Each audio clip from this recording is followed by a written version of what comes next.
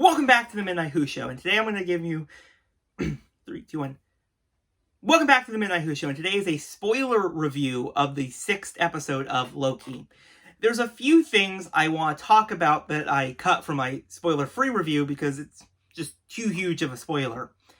Now, you can check out my spoiler-free review in the description below. I'll put it there, and I'll give you my general thoughts of this episode quickly. I really enjoyed this episode. I thought it was a good season finale. It's up a good season 2 of Loki and the MCU, so I think it does a really good job with that. Now, I mentioned how this episode was a lot of talking. So what I meant by that was, last week, Loki and Sylvie was heading to that citadel at the end of the time. Now, when they get there, they meet the creator of the TVA. Now, this is played by Jonathan Majors, who, as you remember, was cast as Kang the Conqueror. Now, this is not Kang the Conqueror. This is more like you guessed it, a Kang variant. Now, this is a scientist from the 31st century who basically was, in that time, was a multiverse war happening. Because, it just happened, and he created the TVA to kind of deal with that. Now, Jonathan Majors is phenomenal, by the way, and we'll get to him in a second. But basically, this episode is a lot of talking between those three characters. And it's a lot of good scenes. Definitely, the dynamic between the three is hilarious.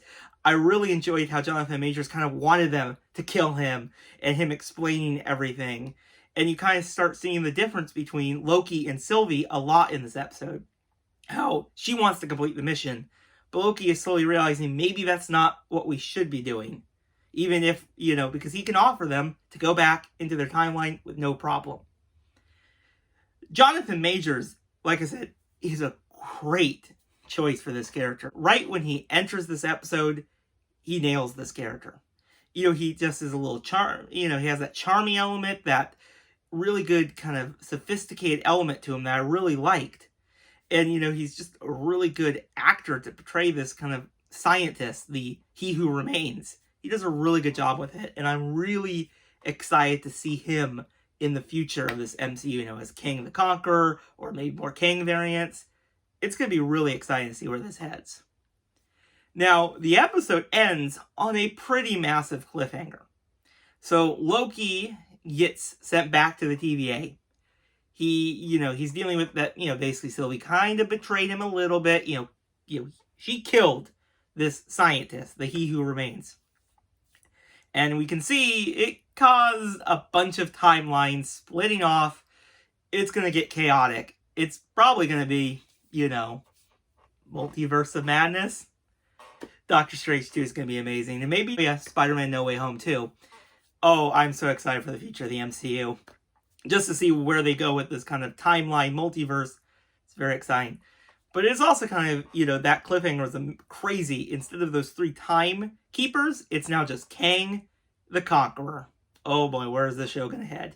And also, Mobius doesn't even remember Loki now. Oh man, they better fix that, right? But yeah, I thought this was a great episode. It's definitely a little bit different than I was expecting it to be. It's not, there's a great fight scene between Loki and Sylvie as he's trying to stop her from killing the He Who Remains. But, there's not much action to it. But I think that was okay because there is a season 2. So we know there's a lot more things coming. This is like a mid-season finale to me. There's a lot of questions answered, but also more questions rising. I'm really curious, where did Renslayer go? What's going to go with her? What does Miss Minutes know? I don't know. It's going to be interesting. Where does Sylvie and Loki go?